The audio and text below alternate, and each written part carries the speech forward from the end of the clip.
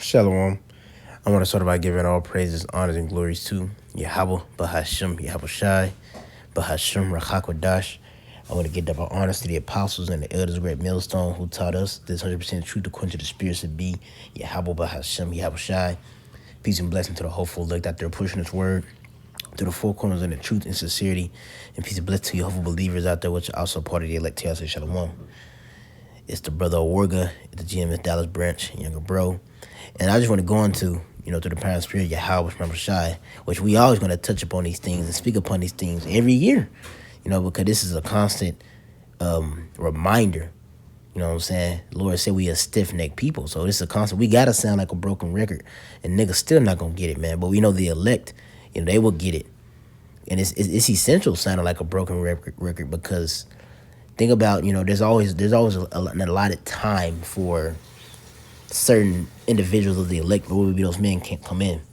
Some brothers probably came in 2020, 2017, whatnot. But if the apostles and the elders didn't constantly go back over these things, then what? The elect want to hurt them, you see? And they constantly go over these things because this is that new song. There's only one type of song that the elect will be singing. They're going to repeatedly sing that song until the return of Yahweh Shai, when we won't have to sing that song no more. Which really, the song is going to be cut off early, when the famine of the word goes. But we don't want to go into that. We just want to talk about the Easter origin and what it goes back to. And this is a really kind of like a back to the basics a little bit.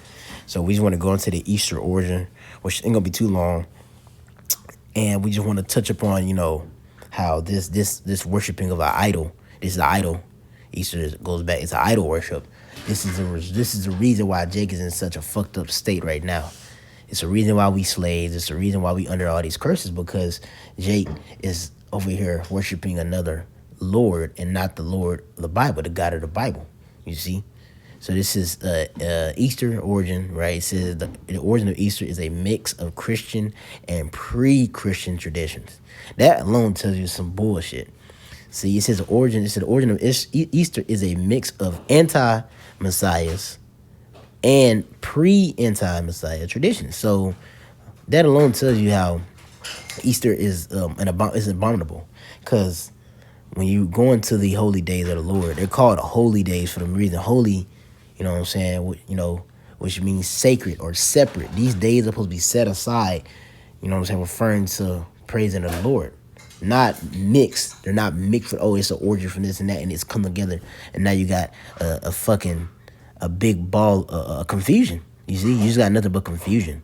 You see, and they try to say that it's on the Easter happened during the time when Yahweh Shai, he resurrected, and that's all bullshit. Because it was during the time of the Passover, the Pesach, and we already out of the Pesach. You see, we're jumping down though. It says pagan or pre-anti-Messiah influence. It says long before Christianity, spring festivals celebrated rebirth, renewal, and fertility, all themes associated with Easter.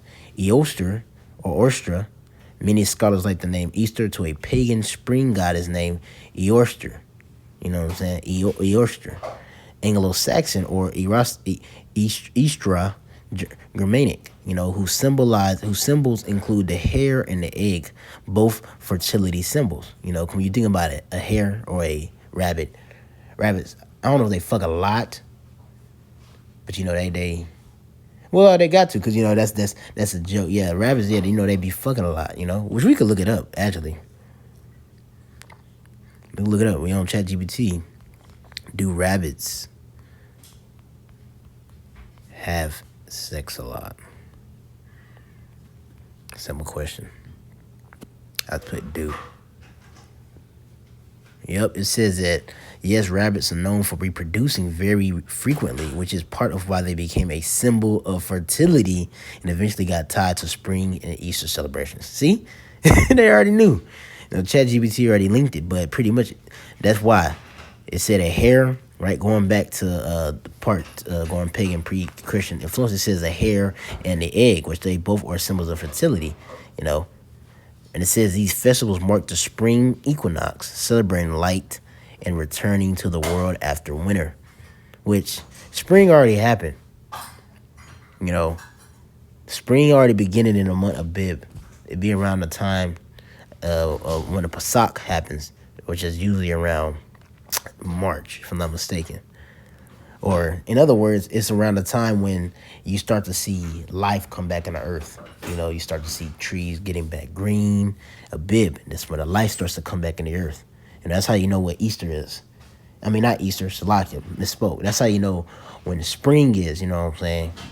Is when that stuff starts to come back to life, right? Now let's get the blended tradition. It says Christianity spread and often absorbed local customs. That's how Easter eggs, bunnies, and springtime imagery became part of Easter. Even though they aren't biblical, they come from Salakia. It says, even though they aren't biblical, they come from other older springtime rituals. So this is a ritual. This is a celebration of Eorster. Let me look up Eorster. Let me look up Ishtar.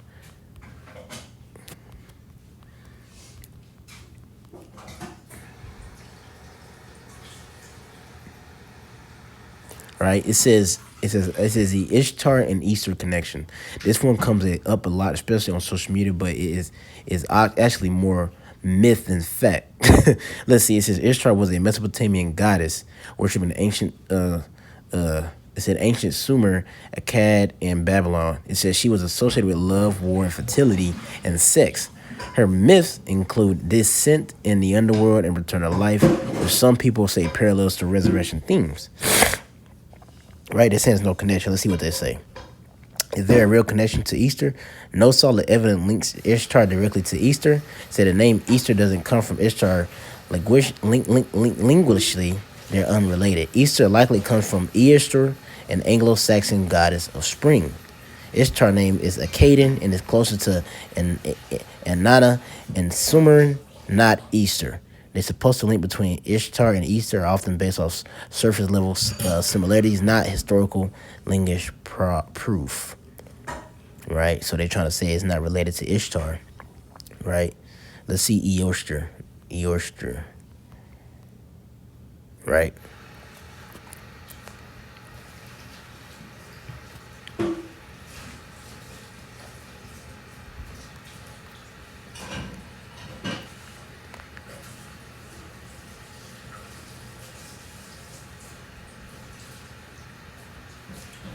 Right, so this is Eorster. It says goddess of spring, dawn, and fertility. Right? Then you go down to Ishtar. It says goddess of love, sex, war, and fertility. Similarities, you see, they're very similar. But what do we do? What do we have a complete understanding of? That none of this shit got to do with Yahweh Bashma Shai. Pertaining towards the Israelites. None of this has to do anything with Yahweh Bashma Shai. This is a pagan custom, you see. And as a matter of fact, let me get this real quick. This is Exodus 24, 23. Exodus 23, right? Get straight to the point. Exodus 23 and 2, it says, thou shalt not follow a multitude to do evil, neither shalt thou speak and cause to decline after many to wrest judgment. You see? So you shouldn't follow a multitude to do evil. In Son of Job 9 and 24, the earth is given to the hands of the wicked. So right now you have all these idol worship going on. Revelation 17 tells you about that, the mother of abominations. So we had that going on, and here it is on a worldwide scale. Everybody is celebrating Easter, including the Israelites. The Israelites have been scattered amongst the nations through the diaspora, but the diaspora only happened due to our disobedience. You see? We are sold unto nations. We gonna serve gods that our fathers don't know, and you see that Jacob's over here celebrating Easter, which goes back to Eorster, and it could be related to Ishtar. You see, but it ain't got nothing to do with the God of the Bible. You see, now they try to mix and mingle it with it. Oh, it got Christian origin, a pre-Christian origin. No, it's nothing but bullshit and folly, right? So I'm reading it again, Exodus 23 and 2. Thou shalt not follow a multitude to do evil, neither shalt thou speak in a cause to decline after many to wrest judgment. You see, and the point was in the top. You know what I'm saying? Thou shalt not follow a multitude to do evil. You see? Because you got to understand that the Lord gave us a way. He gave us a way. He gave us guidelines. He gave us instruction. You see? So let me get this, because I know it's in Jeremiah. I thought I had it pulled up. Because the Lord, he likens us to a calm and delicate woman. Right? And when you think about a calm and delicate woman, you got to put your law on her. So, not really it pops up with this. Nope.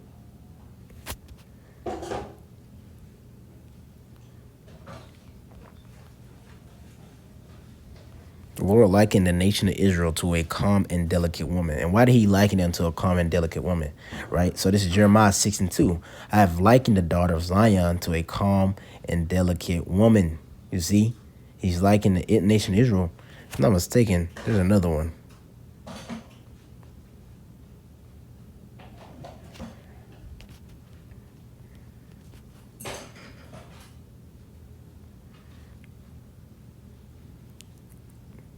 That was another one to say that directly. But yeah, see, the Lord likened us into a calm and delicate woman. You see? A calm and delicate woman.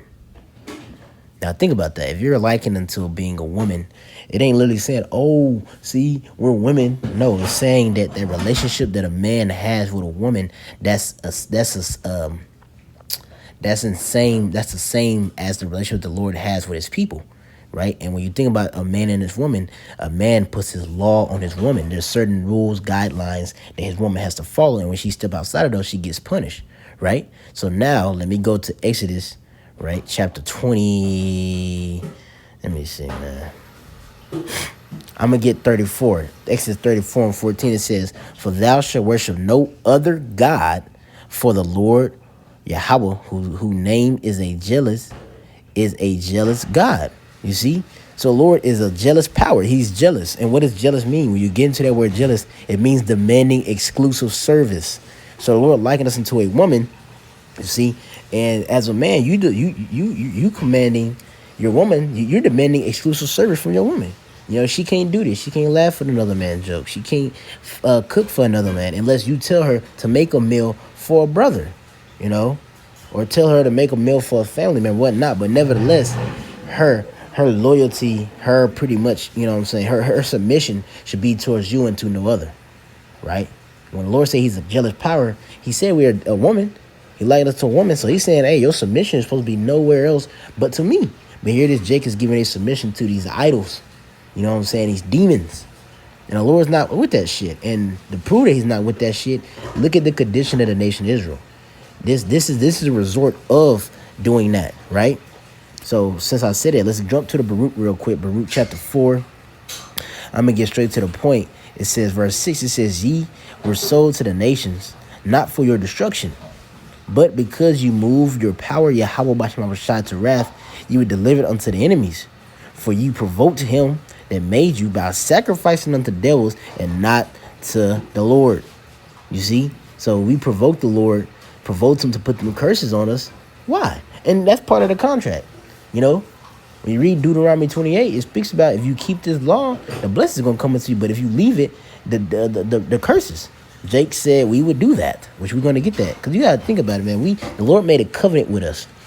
He made a covenant with the nation of Israel, and he put his law on them, you know. Because he made a covenant, a promise unto Abraham. You see, and when you go to the time of Moses, he made that was the first covenant as far as the law and such commandments being given unto us, showing you, signifying that the Lord is where the Lord's possession. He put his law on the nation of Israel, no other nation. So that shows you that the nation of Israel is the only nation that's the Lord's possession. These other nations, the Lord the Lord has given them they're an inheritance unto us, you know, because we're going to rule over them. But initially, the only nation the Lord is dealing with is the nation of Israel. And we provoked him by sacrificing unto devils, which is what Jake did today. Happy Easter. Fuck Easter. Fuck all that shit, man. All that shit played a part in why the fuck we in fucking captivity. Why the fuck our enemy is above us. And Jake ain't gonna get it until the Lord starts smiting their ass, man. When the Lord starts bringing judgment, right? They gonna realize that a prophet had been amongst them, because the Lord has set up a mouthpiece. He has set up his prophets in Babylon the Great and anywhere else Jake is scattered to tell Jake about their sins. Isaiah 48. Cry out loud, spare not, show my people thy transgressions. The Lord has set up men on this earth to tell you what all the bullshit, you know what I'm saying? Tell you the bullshit you're doing and tell you how to do better. Right? So when the Lord starts jacking these niggas up, which we come into that time, man, because they had made void the law of the Lord. So now the Lord finna work, man. And as he's bringing judgment, they gonna know a prophet was Muslim. Because they gonna be like, man, those individuals that was talking about, oh, don't celebrate Easter every year, don't celebrate Christmas every year, don't celebrate Thanksgiving every year. You know what I'm saying? That's pagan worship. You know, and countless other things. They're going to realize that, damn, that's why I'm getting jacked up. Because I was doing it for the kids. Jake always say kids, man. So you putting your kids You're putting your desires above your Lord. You're submitting. You're giving your strength to your woman. You're giving your strength to your kids. You're not giving your strength to Yahweh Bashma Shai. And scriptures speak about doing that. I'm trying to see if there's another one in here, Baruch 4.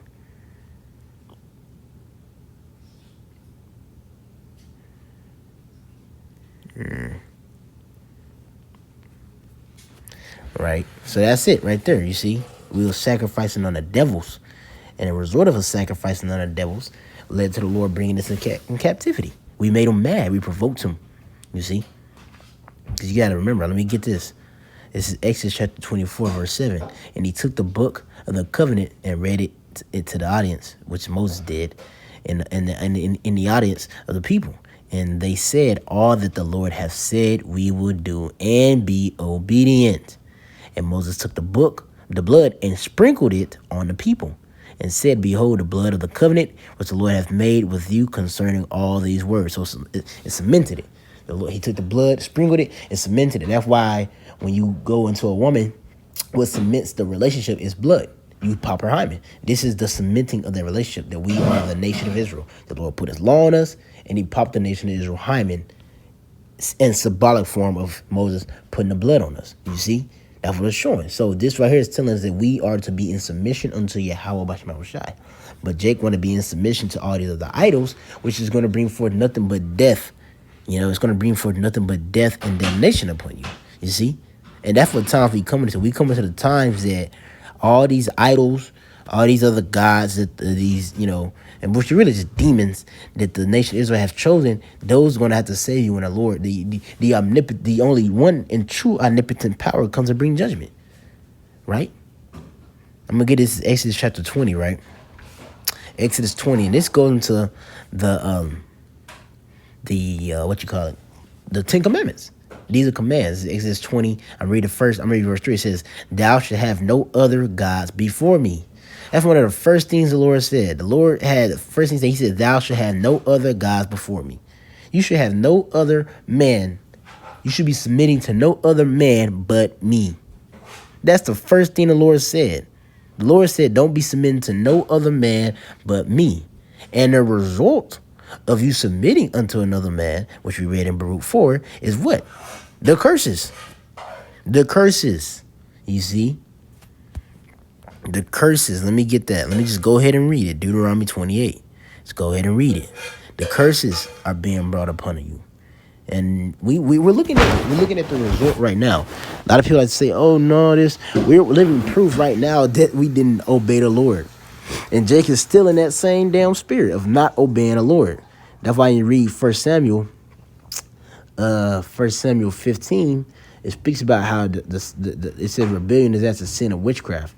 And we know that rebellion, we know that witches, what was the judgment for witches and warlocks? And, you know, it was to be burned. So a lot of you niggas, I thought a lot of you niggas and shit, y'all gonna get burned this time around, you see? Because one thing, the first death was water, but the Lord's using a more stronger cleaning agent this time, which is fire.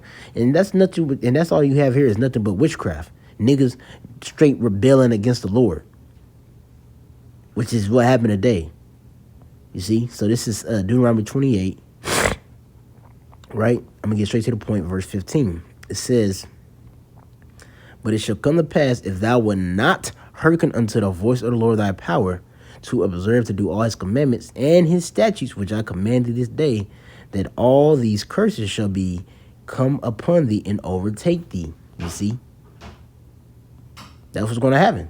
If you don't be obedient unto the word of the Lord, these curses are going to come upon you and overtake thee. And this is already living proof right now. And you still got niggas still indulging in bullshit.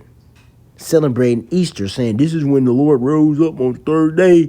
Go get them eggs and candy and nothing but bullshit. But don't worry. We in a time of the judgment, which I quoted the scripture, but I'm going to read it right now. We're going to end it off with that one. Right? We in that time.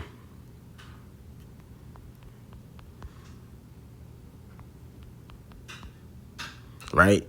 All that fooling around, game plan, you know what I'm saying? All that fuckery that Jake doing, the Lord for bring a knot to all that shit. This is Psalms 119 and 126.